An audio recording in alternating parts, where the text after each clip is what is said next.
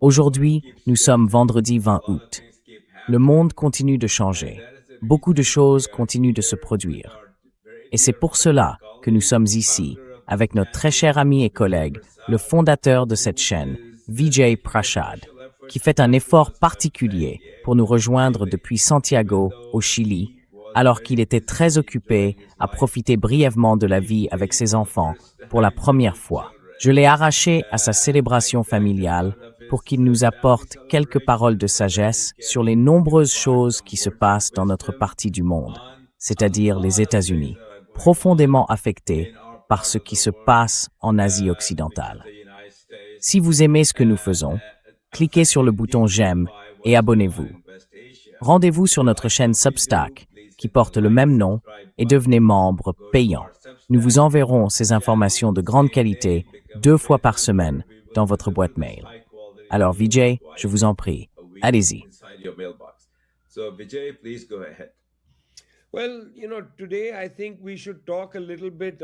Bon, vous savez, aujourd'hui, je pense qu'on devrait parler un peu du rôle du Pakistan dans toute cette guerre en cours, presque impossible, que les États-Unis et Israël ont lancée. Vous savez, je lisais ce livre intitulé Regime Change, écrit par les journalistes du New York Times, Maggie Haberman et Jonathan Swan. Et dans le chapitre intitulé Plunder, il y a un passage très intéressant sur la manière dont Benjamin Netanyahu a été invité dans la Situation Room, où il a fait une présentation à Trump et à d'autres personnes.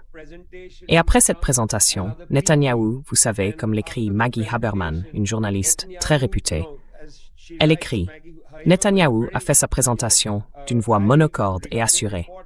Cela semblait convaincant et bien préparé, du moins aux yeux de Trump. Ça me paraît bien, a dit le président au Premier ministre. Sounds good to me, the president told the prime minister. To Netanyahu, this signaled a likely green. Pour Netanyahu, cela a signalé qu'il y avait probablement feu vert pour une opération conjointe américano-israélienne. Apparemment, tous ceux qui étaient dans la salle en sont sortis avec l'idée que cela allait se produire, que les États-Unis et Israël allaient frapper l'Iran. Et ce qu'ils ont dit, ce que Netanyahu a dit à Trump, c'est que le risque de ne rien faire était plus grand que le risque d'agir. Apparemment, Trump a été très impressionné par le plan présenté par Netanyahu, qui laissait entendre à M. Trump qu'il s'agirait d'une guerre éclair. On entre, on bombarde les Iraniens et on repart. Donc, vous savez, Maggie Haberman, c'est un livre publié par Simon & Schuster en Grande-Bretagne. C'est un récit très crédible. Maggie Haberman travaille au New York Times depuis de nombreuses années. Son père était au New York Times. C'est un livre très documenté. Je le lis lentement, en assimilant au rôle de Stephen Miller dans l'administration Trump.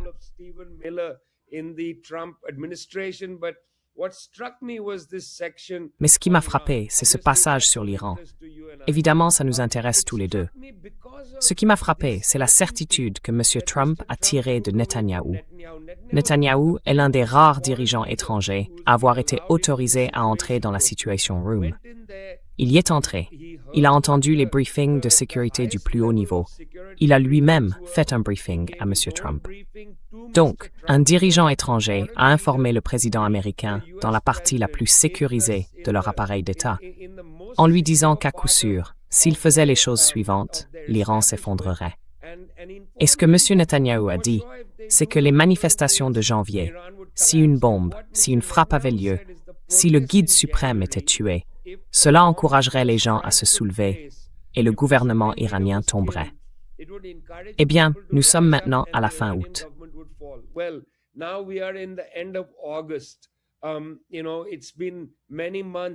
Vous savez, cela fait de nombreux mois, depuis février 2026. Le gouvernement iranien, loin de tomber, semble s'être renforcé. C'est ce que le président iranien dit à son propre peuple. Il l'a même déclaré publiquement à plusieurs reprises. Le gouvernement iranien doit s'occuper de la situation économique, parce que le peuple est désormais avec le gouvernement. Et il dit, nous ne savons pas combien de temps ils resteront avec nous si la situation économique continue de se dégrader. Mais c'est là que cela devient intéressant, la dégradation de la situation économique. En réalité, elle ne semble pas se dégrader autant qu'elle le devrait. compte tenu de la durée de cette guerre? Eh bien, l'une des raisons, c'est que l'Iran a obtenu un sursis de la part du Pakistan et de ses voisins.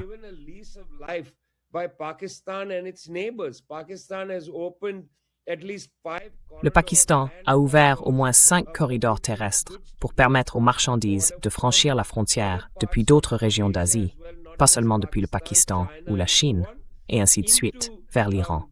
Il y a aussi le port de Gwadar, que les Pakistanais avaient construit, en grande partie, en fait, pour servir, vous savez, leur relation avec la Chine. La Chine a toujours considéré que, puisque 70% de son pétrole passait par le détroit de Malacca, c'était l'un de ses points d'étranglement. Elle voulait contourner ce point d'étranglement et tenait beaucoup à disposer d'un port, d'une manière ou d'une autre, du côté de l'océan Indien ou dans le golfe Persique. Cette coentreprise à Gwadar, au Baloutchistan, répondait à cet objectif. Eh bien, maintenant, toutes ces frontières, tous ces corridors vers l'Iran ont permis aux marchandises d'entrer et de sortir du pays, ce qui soulève forcément la question, n'est-ce pas?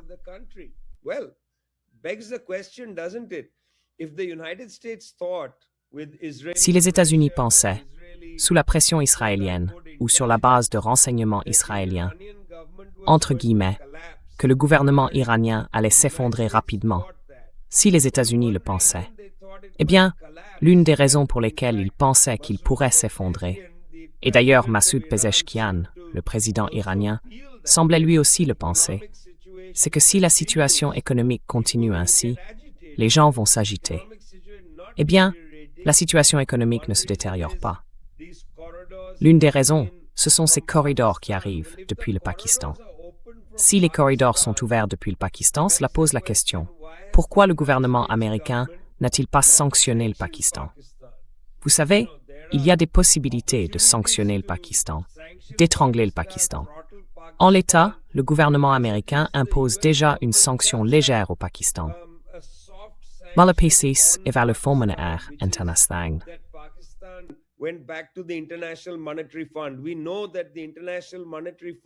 Nous savons que le Fonds monétaire international répond au département du Trésor américain. Nous le savons.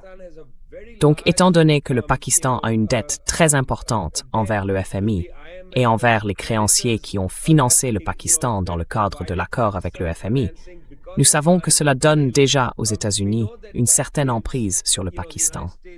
Mais il n'y a pas d'autres sanctions. Pas de sanctions de l'OFAC, pas de sanctions passant par le département du Trésor américain et le département d'État américain, qui viseraient par exemple les entreprises opérant le commerce à travers ces frontières terrestres. Pourquoi n'ont-elles pas été sanctionnées? Question intéressante. Pourquoi des individus n'ont-ils pas été sanctionnés? Question intéressante.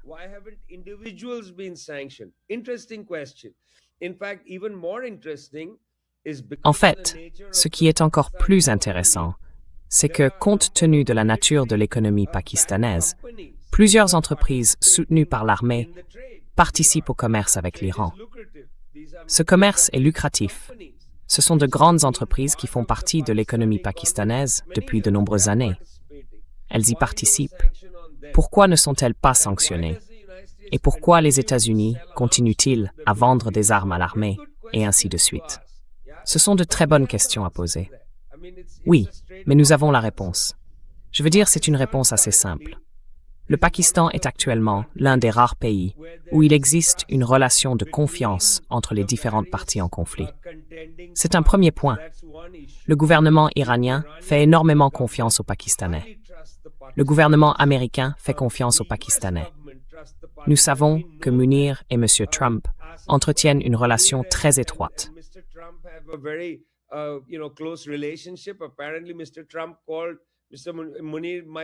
Apparemment, M. Trump a appelé Munir mon maréchal préféré. Oui, c'est intéressant.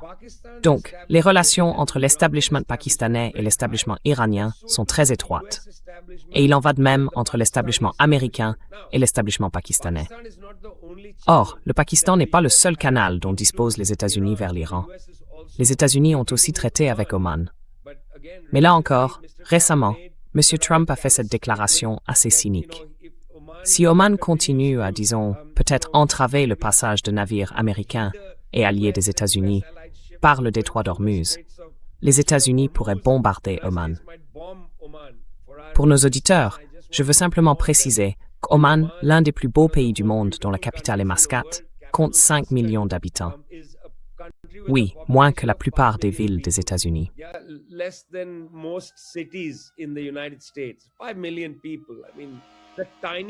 5 millions de personnes. Enfin, un tout petit pays. Que M. Trump dise, vous savez, je bombarderai Oman. C'est une déclaration plutôt regrettable, franchement. C'est vulgaire.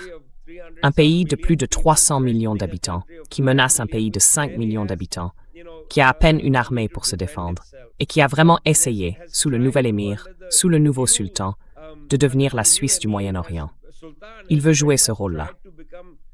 Donc, il y a un canal à Oman, mais Trump y a, en quelque sorte, mis son doigt.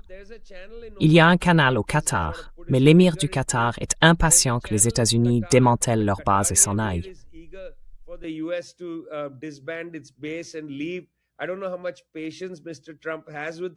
Je ne sais pas jusqu'où va la patience de M. Trump avec les Qataris, même si ce canal reste ouvert. Et nous savons que le gouvernement américain a établi un canal par l'intermédiaire de l'administration kurde dans le nord de l'Irak. M. Barzani s'est entretenu aujourd'hui avec le commandant des gardiens de la révolution en Iran. Nous savons que ce canal est ouvert. Cela a été largement rapporté. Mais je pense que ce canal sert surtout à vérifier si le CGRI, les gardiens de la révolution, est sur la même ligne que la direction politique iranienne. Je pense que c'est en grande partie de cela qu'il s'agit. Donc le seul véritable canal dont disposent les États-Unis, c'est le Pakistan. Ils ne peuvent pas se permettre de brûler ce pont avec le Pakistan.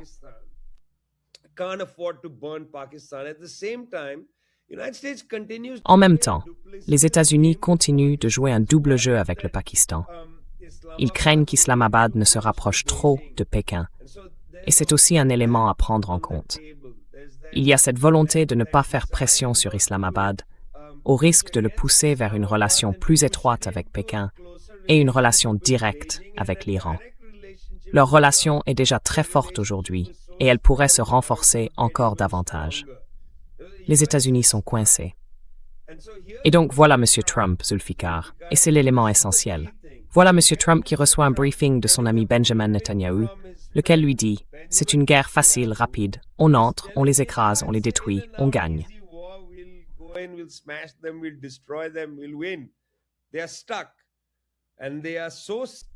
Ils sont dans l'impasse.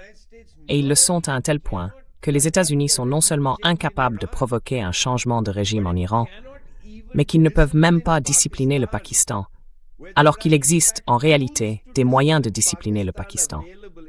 Ils n'en sont pas capables. Tout cela me montre la faiblesse absolue des États-Unis, aujourd'hui, en Asie occidentale et en Asie du Sud. Ils sont faibles. Ils ont tous les moyens à leur disposition. Ils peuvent bombarder Lahore. Ils peuvent bombarder Karachi. Ils peuvent bombarder Mascate. Ils peuvent bombarder Téhéran. Ils peuvent faire toutes ces choses. Mais ils n'ont aucun levier. Ils n'ont aucun levier. Et c'est vraiment, vraiment le moment intéressant que nous sommes en train de vivre. That's the interesting moment we are living in. Well, excellent summation, as always. Eh bien, excellente synthèse, comme toujours, Vijay. Vous avez sûrement appris par notre chaîne que M. Trump, de manière tout à fait stupide, a essayé d'utiliser cette chaîne avec les Kurdes irakiens, en demandant à Barzani d'approcher Wahidi, le général Wahidi, et de lui offrir quelques milliards de dollars de pots de vin. Le général Wahidi lui a alors répondu « Ne revenez plus jamais me voir comme ça, parce que vous me demandez de commettre une trahison. » Il avait déjà fait la même chose avec Asim Munir. Et Asim Munir lui a dit, je cite exactement, « Vous avez perdu la tête. Je ne serais plus jamais invité à revenir en Iran si je faisais une chose pareille. » Donc il semble complètement désemparé, Vijay. Il semble être, enfin ça me choque, même à la lumière de ce que je les ai vus faire, stupidement, au Vietnam, dans d'autres endroits comme l'Irak. Et là, c'est le sommet.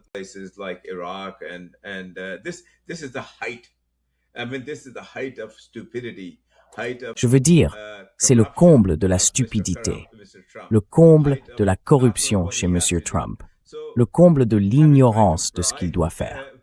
Donc, après avoir essayé de soudoyer le général Vahidi et s'être fait jeter comme un malpropre, après avoir tout essayé par ailleurs, ils ne peuvent pas vraiment contraindre le Pakistan. Je veux dire, vous savez, ils peuvent exercer un peu de pression, un peu de, vous savez, bras de fer, mais pas une vraie pression. C'est la somme totale de nos informations, et c'est en fait ce que nous pensons être le cas. Et c'est pour cela qu'ils ne peuvent pas vraiment faire grand-chose. Je veux dire, il n'y a pas 5, mais 6 pays, 6 corridors ouverts entre le Pakistan et l'Iran, par lesquels transitent beaucoup de matériaux chinois, beaucoup d'autres matériaux, et ainsi de suite. Les relations entre le Pakistan et l'Iran n'ont jamais été aussi bonnes. Donc je veux dire, le dénouement, Vijay, quel est-il? Il faut regarder où ils vont à partir de là.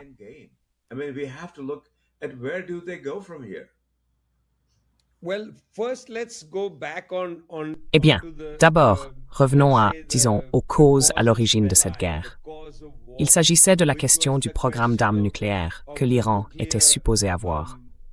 L'Iran a répété à plusieurs reprises qu'il n'avait pas de programme d'armes nucléaires, qu'il n'avait qu'un programme d'énergie nucléaire. Les États-Unis et Israël allèguent l'existence d'un programme nucléaire. Israël, soit dit en passant, est une puissance nucléaire illégale. Toutes les puissances nucléaires sont illégales, mais Israël plus que les autres. Quoi qu'il en soit, c'était la cause de la guerre. Examinons cela maintenant. Je pense que c'est important, et je veux le faire de manière assez systématique. L'Agence internationale de l'énergie atomique, avant le début de cette guerre illégale, a déclaré que l'Iran avait réussi à enrichir de l'uranium jusqu'à 60%, à hauteur de 440,9 kg. D'accord donc, it's max. At 440.9 kilograms. Okay, so theoretically, and when you check that out, Théoriquement, et quand on examine cela, cela pourrait permettre de produire plusieurs armes nucléaires si l'enrichissement allait plus loin. Mais personne n'a dit qu'une arme était disponible, ni qu'il y avait des ogives ou des assemblages d'ogives. Il n'existe aucun rapport confirmé de la part de qui que ce soit, encore moins de l'Agence internationale de l'énergie atomique ou d'autres organismes qui se sont rendus en Iran et y ont effectué des vérifications. Il n'y a pas de programme actuel de conception d'armes. Il n'y a jamais eu d'essai nucléaire. Nous savons que d'une certaine manière, ce bombardement américain a en réalité créé davantage d'incertitudes pour l'Occident. Car auparavant, les Iraniens donnaient pratiquement à l'Agence internationale de l'énergie atomique presque tout ce qu'elle demandait.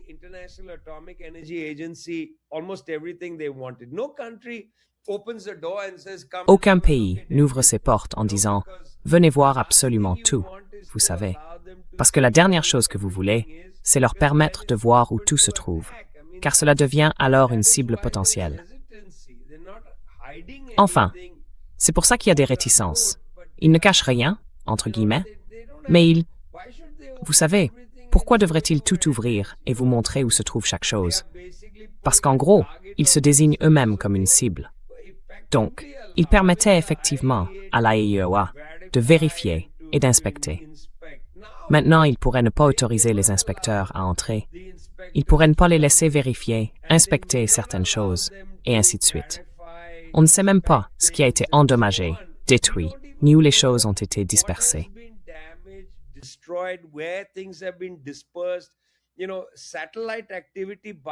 Vous savez, l'activité satellitaire, à elle seule, autour d'Ispahan, n'a pas permis de donner de garantie à l'AIEA. Les déclarations de l'AIEA ont été extrêmement prudentes. Vous savez, Steve Witkoff a fait, je pense, une déclaration très dangereuse lorsqu'il a parlé de 11 bombes. Oui, l'émissaire américain Steve Witkoff a parlé de 11 bombes. Cela ne vient pas des évaluations officielles de l'Agence internationale de l'énergie atomique. C'est très important de le préciser. Vous savez, ils parlent du rythme d'enrichissement. Selon leurs estimations, les Iraniens auraient un délai de percée vers l'arme nucléaire d'1 à 3 mois. Ces estimations reposent sur des calculs faits à la va-vite. Il n'existe pas d'horloge de l'AIEA indiquant la militarisation du programme nucléaire. It doesn't exist. These are not real Ça n'existe pas. Vous savez, ce ne sont pas des chiffres et des données réelles.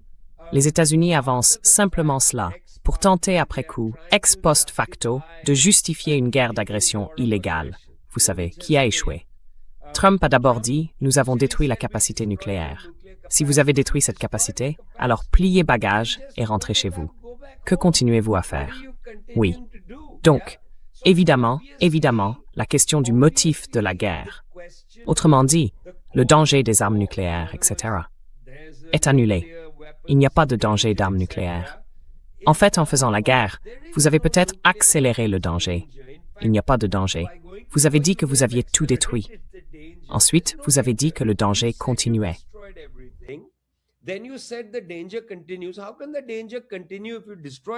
Comment le danger peut-il perdurer si vous avez tout détruit? Si le danger perdure, votre action a rendu encore plus difficile la vérification de ce danger. Donc, nous savons qu'il ne s'intéresse pas à la question nucléaire. Ce n'est pas le vrai sujet. Le vrai sujet, c'est ce que cherchent les Israéliens. Et là encore, le livre d'Haberman montre qu'ils veulent un changement de régime. C'est ce qu'ils recherchent. C'est une guerre pour un changement de régime. Soulignons-le. La guerre d'agression illégale menée par les États-Unis et Israël contre l'Iran est une guerre pour un changement de régime. C'est ce qu'elle est. Ce n'est pas une guerre à propos des armes nucléaires, de l'enrichissement nucléaire, et ainsi de suite. Parce que l'Agence internationale de l'énergie atomique n'en est même pas arrivée, vous savez, à dire qu'il existe un calendrier de militarisation.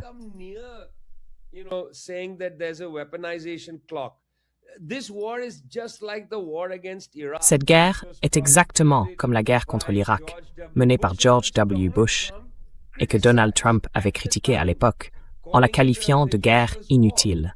C'est la même chose. C'était une guerre pour changer de régime, fondée sur un sophisme. Non, un mensonge, pardon. Le mensonge selon lequel il y avait des armes de destruction massive en Irak. Il n'y en avait pas. Il n'y a pas d'armes de destruction massive en Iran. Oui. La seule différence entre l'Irak et l'Iran, c'est qu'en Irak, les États-Unis ont déployé des troupes au sol. L'Irak ne pouvait pas se défendre. Il avait été affaibli par 10 ans de sanctions. C'était réellement un pays affaibli. Il s'est effondré face à un bombardement massif. L'Iran ne s'est pas effondré. Il riposte. Il a pris l'avantage stratégique et les États-Unis n'ont pas débarqué de troupes au sol. À part ça, c'est exactement la même chose.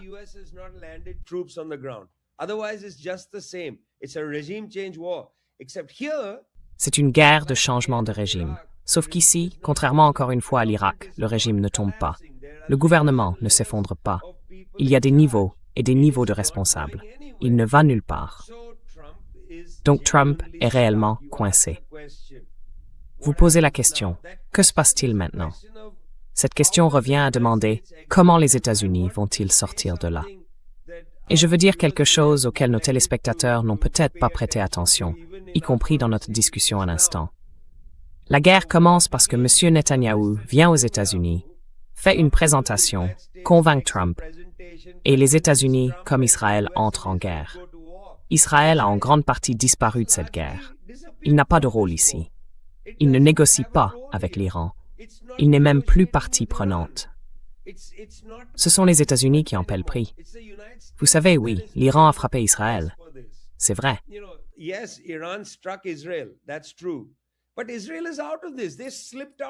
Mais Israël est sorti de cette affaire. Ils se sont éclipsés par la porte de derrière. Ils ont laissé les États-Unis avec le colis sur les bras. Où est l'Iran? Enfin, où est Israël dans la désescalade de cette guerre? Il n'est pas à la table des négociations. Il a disparu. C'est devenu une affaire entre les États-Unis et l'Iran. C'est très intéressant. Ils ont initié tout ça, ils ont entraîné les États-Unis là-dedans, puis ils sont sortis par la porte de derrière. Ils ont laissé Trump avec le colis sur les bras. Et Trump n'a aucune porte de sortie, parce que la seule issue envisageable pour M. Trump serait une sortie humiliante, où il devrait négocier avec l'Iran, et où l'Iran gagnerait beaucoup. L'Iran est déjà, comme nous l'avons dit la dernière fois, en train de changer la question. The question has changed from La question est passée d'une menace d'armes nucléaires à l'ouverture du détroit d'Ormuz. Et si l'Iran dispose de 6 points de sortie via le Pakistan, il peut continuer comme ça très longtemps. D'ailleurs, l'Iran a aussi d'autres ports. Il y a le port de Chabahar qu'il a créé avec les Indiens. Ce port fonctionne. Il est là. Enfin, vous savez, des navires y entrent et en sortent. Les États-Unis ne peuvent donc pas isoler l'Iran si facilement. L'Iran peut continuer, mais c'est un gros problème pour les États-Unis. Trump se tient là, devant la Maison-Blanche, dont la moitié est en travaux, avec un paquet appelé « le dossier iranien » dans les bras. Et il ne sait pas où le poser.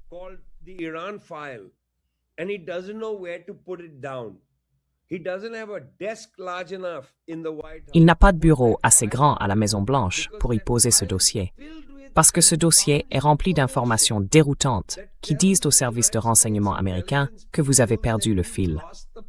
Les Pakistanais ne sont pas intéressés par ce que vous faites. Vous savez, les Turcs ne sont pas intéressés. Les Saoudiens ne sont pas intéressés. Les pays arabes du Golfe, membres du CCG, vous tournent le dos. L'Irak n'est pas intéressé. Le Premier ministre irakien va à Washington, puis il va à Téhéran. Ils ne sont pas intéressés à aider les États-Unis. Oui, avec le temps, nous serons surpris de voir d'autres pays tourner le dos aux États-Unis à cause de cet énorme dossier que Trump tient entre les mains et qu'il ne sait pas où poser, parce que les Iraniens refusent de se rendre.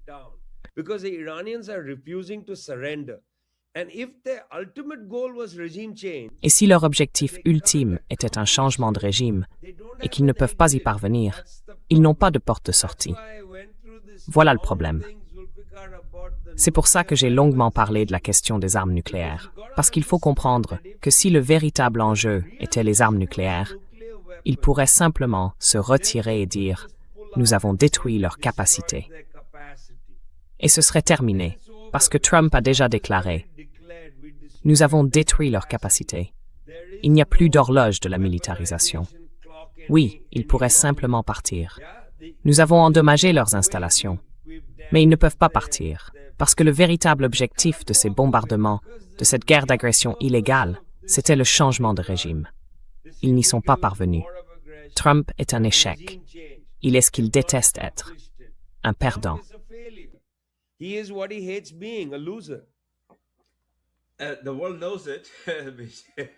Le monde le sait. La seule personne qui ne le sait pas, c'est Trump. Tous les autres le savent. Donc vous avez tout à fait raison. C'est totalement confirmé par les faits. Le Pakistan est un cas intéressant, parce que le Pakistan est soudainement devenu le centre de gravité. Il n'y a aucun doute là-dessus. Je veux dire, le nier, ce serait tout simplement nier la réalité. Et le Pakistan n'est pas intéressé à suivre la ligne de M. Trump. C'est ce que rapportent nos informations, ce que je rapporte moi-même. Et j'ai accès à des lieux très importants où les décisions se prennent au Pakistan, à Téhéran. Je peux dire avec confiance qu'ils ne sont pas intéressés à suivre la ligne de M. Trump. C'est quelque chose de très important à dire. Dans l'histoire récente, il y a 10 ans, cela n'aurait pas été possible. Mais aujourd'hui, c'est possible.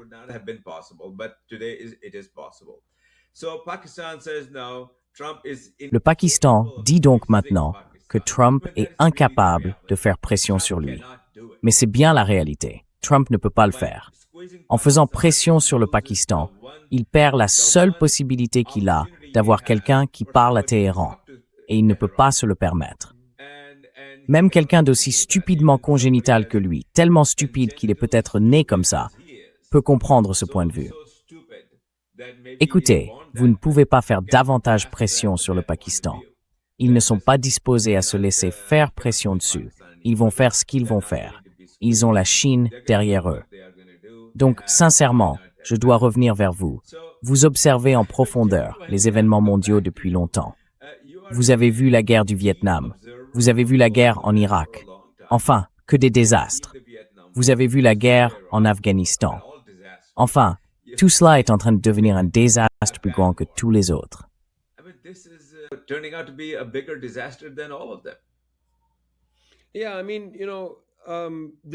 Oui, enfin, vous savez, c'est un désastre. parce qu'au moins avec l'Irak, les États-Unis pouvaient dire qu'ils avaient renversé Saddam Hussein. Ils ont de fait orchestré son exécution, et ainsi de suite. Ils pouvaient en rester là. Ils pouvaient dire qu'ils avaient laissé derrière eux une sorte de démocratie multipartite. Ils pouvaient au moins dire ça. Avec l'Afghanistan, c'est un peu plus compliqué, vous savez, parce que les talibans sont revenus au pouvoir. Ils ont fui. Leur dernier président, M. Ghani, a abandonné le navire, apparemment avec des tonnes d'argent. On ne sait pas combien de sacs de billets ou de dollars il y avait dans son hélicoptère ou son avion. J'ai oublié lequel, lorsqu'il a fui le pays. C'est plutôt embarrassant pour les États-Unis. L'Afghanistan va rester une source d'embarras pour les États-Unis pendant très longtemps.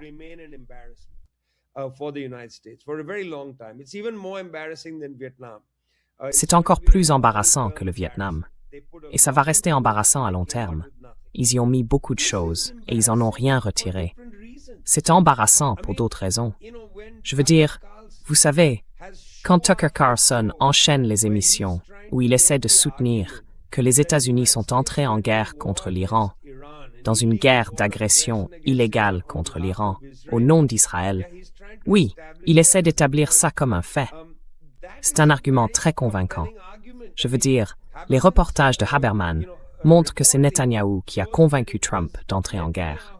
Ça renforce, vous savez, l'argument de Tucker Carlson, selon lequel, eh bien, je ne sais pas si Haberman affirme que les États-Unis sont entrés en guerre pour Israël contre l'Iran.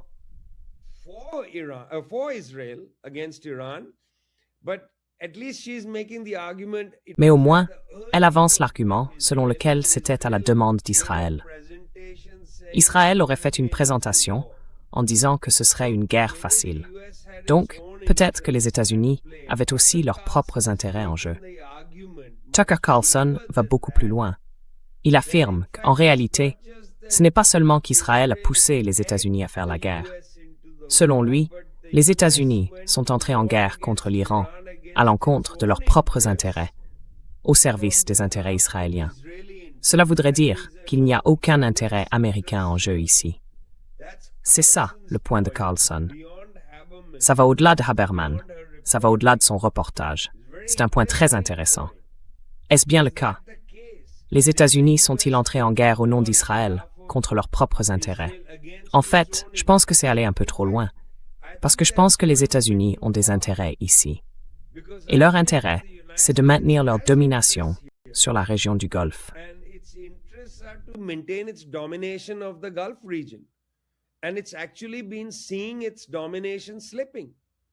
Et en réalité, cette domination commençait à s'éroder. Et c'est là le point essentiel.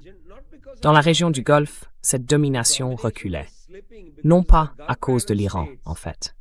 Elle reculait parce que les États arabes du Golfe avaient commencé à se tourner vers la Chine, qu'ils considéraient comme un partenaire commercial plus fiable.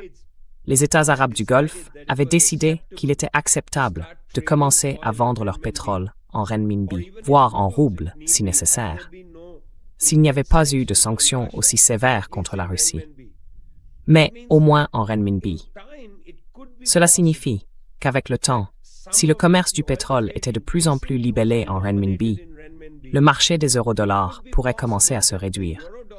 En fait, si les Saoudiens et d'autres commençaient à conserver leurs richesses pétrolières dans d'autres monnaies que le dollar, dans les banques et sur les marchés européens,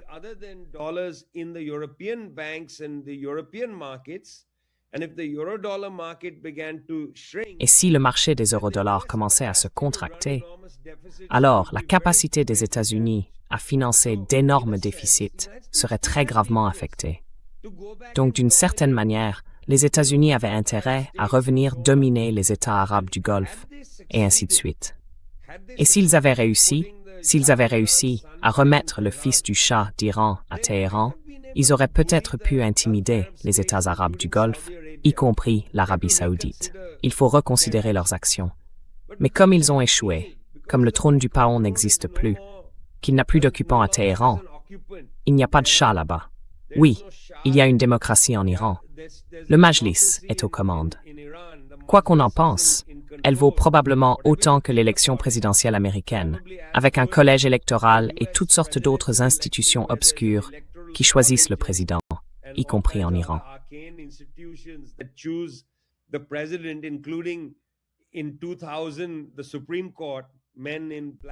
En 2000, la Cour suprême, des hommes en robe noire, oui, des hommes en robe noire, qui en dominent d'autres en robe noire, ce n'est pas très reluisant. Oui, ce n'est pas très reluisant. Donc, en ce sens, les États-Unis n'ont pas réussi en Iran. Ils ne pouvaient pas y réussir. Leur tentative, leur pari, était donc de rétablir leur domination sur les États arabes du Golfe et sur les marchés pétroliers, afin d'empêcher ces marchés de commencer à libeller leurs transactions en renminbi ou dans d'autres monnaies. Vous voyez, la frappe rapide au Venezuela a ramené le Venezuela dans le monde du dollar. S'ils avaient réussi en Iran et dans les États arabes du Golfe, ils auraient assuré au dollar sa capacité à rester la monnaie maîtresse pendant très longtemps. Cela inquiète sérieusement l'administration américaine. Que se passe-t-il quand le dollar commence à perdre une partie de sa domination dans le monde? Le complexe Dollar Wall Street commence à perdre un peu de son emprise sur la richesse internationale. Que devient la capacité du gouvernement américain à faire tourner d'énormes déficits? Que se passe-t-il alors? C'est, je pense, une inquiétude tout à fait légitime à Washington comme à New York. C'est une inquiétude légitime selon moi. Donc Tucker Carlson va peut-être un peu trop loin en disant que cette guerre était entièrement menée pour les intérêts israéliens. Je ne pense pas que ce soit vrai. Je pense qu'il y a aussi des intérêts américains. Mais je pense qu'ils se sont retournés contre eux, d'une manière qu'ils n'avaient pas anticipée. Autrement dit, ils exigeaient un changement de régime avant que cette guerre puisse prendre fin. Et puisqu'il n'y a pas eu de changement de régime, s'ils mettent fin à ce conflit et s'en vont, ce sera extrêmement humiliant.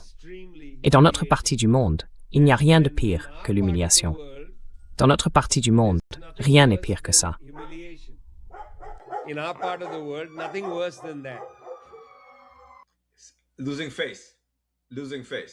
Perdre la face. Voilà ce que c'est, perdre la face. Eh bien, vous savez, je connais 2 ou 3 choses sur le régime du pétrodollar. Je ne suis pas fier d'y avoir joué un rôle. Donc, je peux vous assurer, confirmer à 100% que l'effondrement du régime du dollar, je veux dire, ça n'arrivera peut-être pas demain, peut-être pas dans 1 an, peut-être pas dans 3 mois, ni dans 6 mois.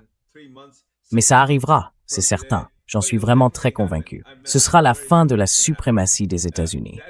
Il n'y a aucun doute là-dessus. Je ne sais pas si Trump est assez sophistiqué pour le comprendre.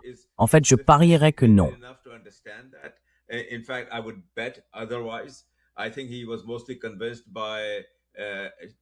Je pense qu'il a surtout été convaincu par les milliards de Myriam Adelson en pot de vin. C'est le langage qu'il comprend. C'est ce qu'il a essayé de faire avec Barzani. Mais voilà le résultat. Voilà le résultat. Et le résultat, c'est que l'hégémonie américaine, l'hégémonie du pétrodollar, est en train de disparaître. Ce qui m'inquiète, c'est la manière lourdaude, vous savez, façon pied nickelé, d'envoyer Barzani avec la promesse de livrer des milliards à Vaidi. Mais ça me fait rire. Il faut être à quel point stupide pour seulement envisager ça, pour quelqu'un de congénitalement stupide comme Trump. Enfin, je crois qu'il est congénitalement stupide, qu'il est né comme ça.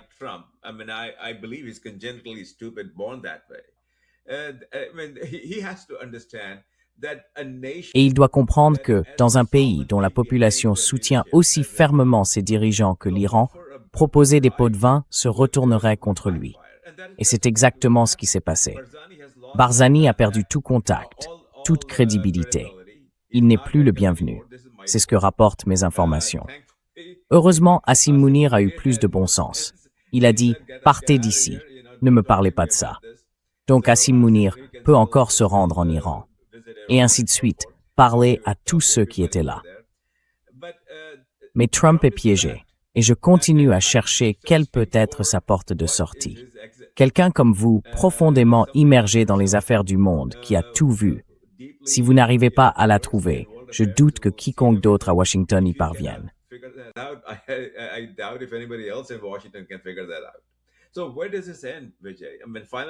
Alors, où cela va-t-il mener, Vijay? Enfin, pour être très clair, Trump est piégé. Tout le monde sait qu'il est piégé. Il ne peut pas faire pression sur le Pakistan. Il ne peut faire pression sur personne. Une fois de plus, de manière maladroite, il essaye d'intimider Asim Munir. Et Asim Munir lui a répondu « Allez vous faire voir ». Littéralement, ce sont les mots « Allez vous faire voir ». Ne nous parlez pas de ça. Vous allez bombarder? Eh bien, allez-y, bombardez. Et ensuite, vous verrez ce que nous allons faire. Donc, il a perdu toute crédibilité sur ce point. Plus personne ne l'écoute. Tout le monde pense qu'il est ce qu'on savait déjà. Un bonimenteur de foire qui ne raconte que des absurdités. Alors, où va-t-il à partir de là? So where does it go from here?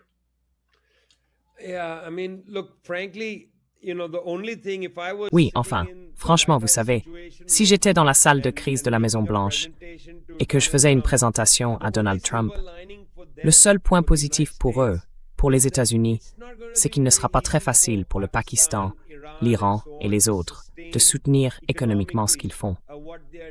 Même dans le contexte actuel, assez peu contraignant, il y a la crainte de sanctions tertiaires des États-Unis. D'abord, les corridors existants, en particulier les corridors terrestres, passent par le Baloutchistan. Et les autoroutes qui s'y trouvent, la N25 et la N40, ont connu ces derniers mois des attaques menées par diverses insurrections, par des groupes insurgés au Baloutchistan.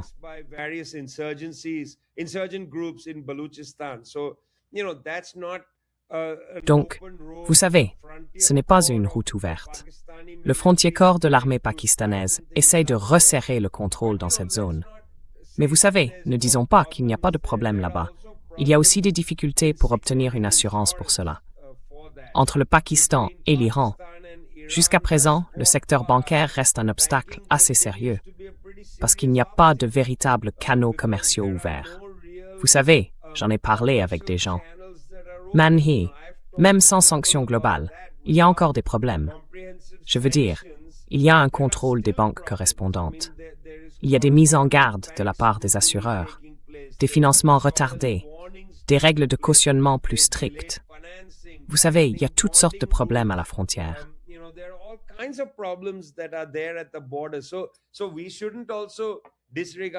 Donc, il ne faut pas non plus négliger le fait que ce n'est pas simple. Je veux dire, beaucoup d'entreprises pakistanaises sont, disons, assez réticentes à s'engager dans le commerce avec l'Iran parce qu'elles craignent les sanctions tertiaires. Cela pèse sur les entreprises si elles sont suffisamment importantes. Si ce sont seulement des entreprises pakistanaises locales, les petits transporteurs qui disposent de 2 camions, elles n'ont pas de problème à faire circuler des biens et des services dans les 2 sens.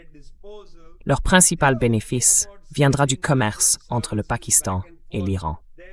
Mais si l'on parle de développer cela à plus grande échelle et d'impliquer les grandes entreprises, elles s'inquiéteront des questions d'assurance, et ainsi de suite.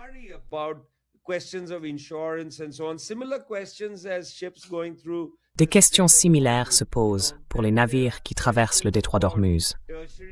Vous savez, il y a la question des sanctions tertiaires des États-Unis qui pourraient les frapper. Il reste donc beaucoup de petites vulnérabilités qui affectent ces pays. Mais je tiens à le dire, ces vulnérabilités ne suffisent pas à amener ces pays à s'asseoir à la table des négociations et à capituler. D'accord? Ce ne sont pas des vulnérabilités qui les pousseraient à la reddition. Je les évoque simplement pour reconnaître qu'il ne faut pas avoir une vision trop idyllique de ce qui se passe. Vous savez, une hausse des échanges commerciaux entre le Pakistan et l'Iran.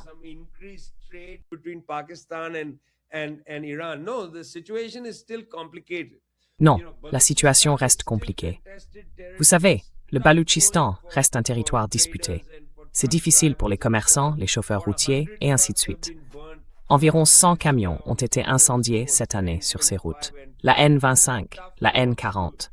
Ce sont des routes difficiles à emprunter. Ces insurgés savent ce qu'ils font. Oui. Mais ce harcèlement, ce problème auquel le commerce est confronté, n'est pas d'un niveau qui pousse à la capitulation. Oui, cela ne conduira ni le Pakistan, ni l'Iran à capituler. Vous savez, ce n'est pas un problème de nature à entraîner une capitulation. Ce sont des irritants qu'il faut reconnaître et mettre sur la table. Car, chose intéressante, l'autre face de ces irritants, c'est que si ces échanges commerciaux deviennent suffisamment importants, par exemple, si des biens et des services russes et chinois passent par le Pakistan et utilisent les infrastructures de transit de sociétés pakistanaises de transport, de courtiers, et ainsi de suite, alors de nouvelles infrastructures pourront peut-être être développées.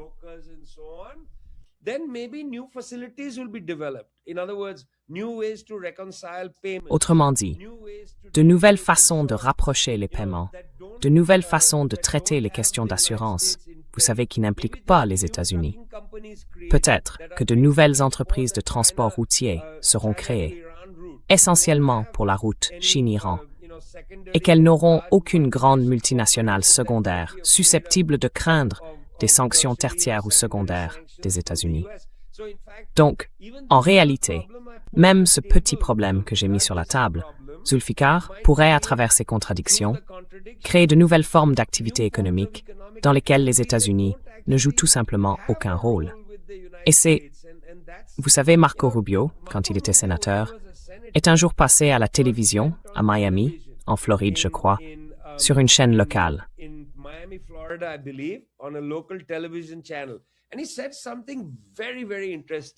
Et il a dit quelque chose de très, très intéressant, vous savez, parce qu'il avait raison.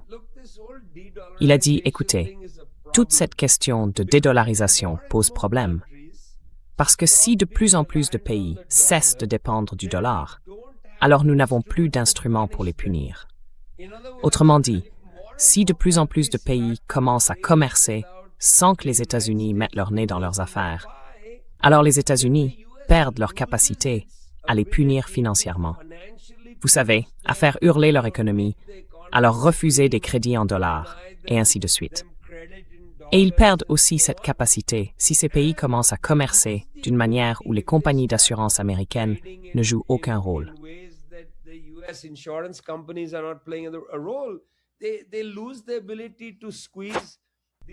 Ils perdent la capacité de faire pression sur ces entreprises parce qu'elles ne souscrivent pas d'assurance en Occident ou parce qu'elles ne participent pas à des échanges qui dépendent des circuits occidentaux.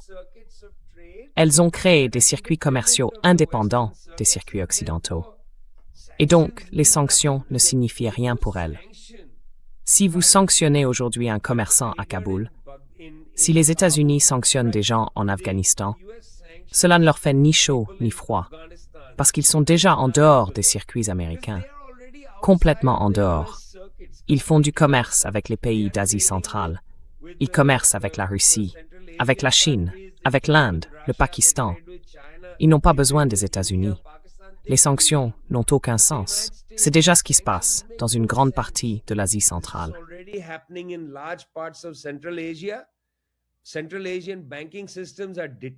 Les systèmes bancaires d'Asie centrale se détachent des États-Unis. Cela se produit dans des régions plus vastes d'Asie occidentale qu'on ne le reconnaît, y compris en Turquie. Pendant de nombreuses années, la Halkbank, une banque publique, était chargée des paiements de compensation pour le pétrole iranien. L'Inde payait l'Iran par l'intermédiaire de banques turques. Donc, beaucoup de systèmes bancaires dans cette région se détachent déjà du système américain. Ils n'utilisent pas le système SWIFT. Nous avons inventé la méthode Hawala bien avant le système SWIFT. Vous savez, la Hawala, c'est la manière dont les peuples du Moyen-Orient et d'Asie effectuaient des transactions pour le commerce et la finance à très longue distance. Et cela remonte au début de l'époque moderne. Nous savons donc comment faire de la finance à longue distance, sur la base de la confiance, bien avant le système SWIFT et sans lui. Les pays reviennent au système de la Hawala d'Ousmore.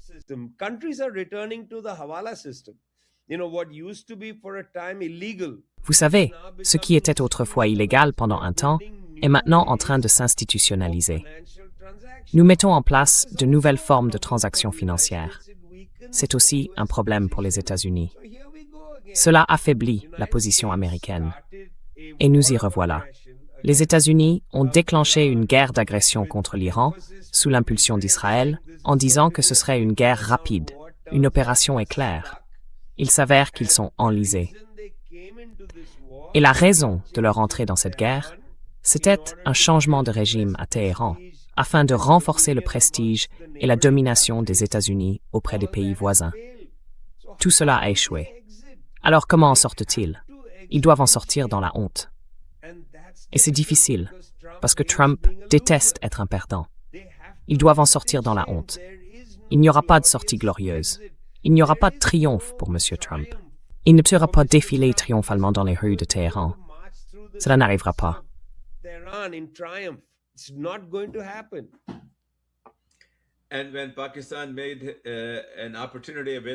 Et quand le Pakistan lui a offert la possibilité de partir en sauvant au moins un peu sa dignité, il a été assez stupide pour gâcher ça aussi, Vijay, comme nous le savons tous. Le résultat final, donc, c'est qu'il va partir dans l'ignominie. Ce sera un départ sans gloire. La seule question, c'est quand.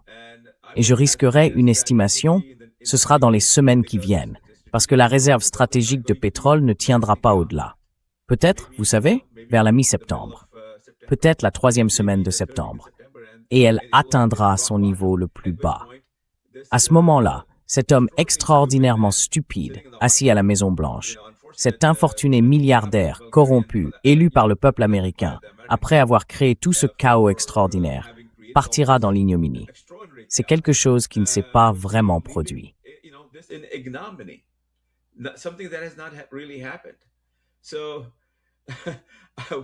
Alors, un dernier mot pour vous, Vijay. Je veux dire merci infiniment d'avoir pris du temps sur les bons moments que vous passez avec votre chien et vos filles pour nous prêter votre formidable voix. C'est un immense, immense, immense honneur de vous avoir ici. Alors, le dernier mot est à vous et à toutes celles et ceux qui nous écoutent partout dans le monde. Merci infiniment pour votre soutien. Si vous aimez ce que nous faisons, cliquez sur les boutons « J'aime » et « S'abonner ». Rendez-vous sur Substack sous le même nom, Transition Protocol, pour $5 par mois. Nous vous livrerons cette actualité extraordinaire et de grande qualité directement dans votre boîte mail, 2 fois par semaine. Vijay, le dernier mot est à vous.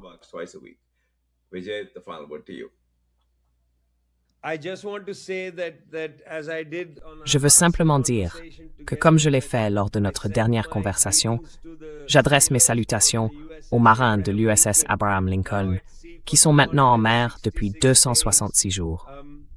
Vous savez, ils ont effectué 10 000 sorties contre le peuple iranien, contre des civils. Ils ont largué environ 1,5 million de livres de munitions sur le peuple iranien, sur des civils. Aujourd'hui, ils souffrent sur ce navire, mais ce sont aussi des êtres humains. Vous et moi sommes des humanitaires, donc nous ne sommes pas cruels. Nous leur souhaitons le meilleur et espérons qu'ils retrouveront bientôt la terre ferme. C'est un signe révélateur que les États-Unis aient dû les garder là-bas et qu'ils n'envoient que maintenant le George Washington pour relever l'Abraham Lincoln. C'est un signe révélateur de la faiblesse des capacités militaires américaines, qui ont dû maltraiter leurs marins à ce point.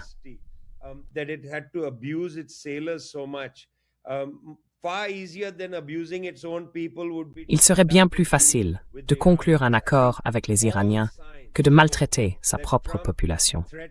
Je pense que tous les signes montrent que Trump menace de bombarder Oman de tous les endroits possibles et qu'il ne veut pas relever ses propres soldats qui se battent avec tant d'acharnement, les traitant de cette manière abominable. Et nous disons cela malgré le fait que ces mêmes soldats sont responsables de la mort de civils iraniens. Vous savez, cela montre l'effondrement total de l'imagination stratégique américaine. Mais cela montre aussi l'effondrement moral. Et j'espère vraiment que ces marins de l'USS Abraham Lincoln, quand ils rentreront aux États-Unis, retourneront chez eux et parleront à leurs voisins et à leurs amis de cet effondrement moral de l'establishment américain et de la nécessité, vous savez, d'une autre voie pour le peuple. J'espère vraiment qu'ils deviendront des défenseurs de la paix plutôt que des symboles de guerre.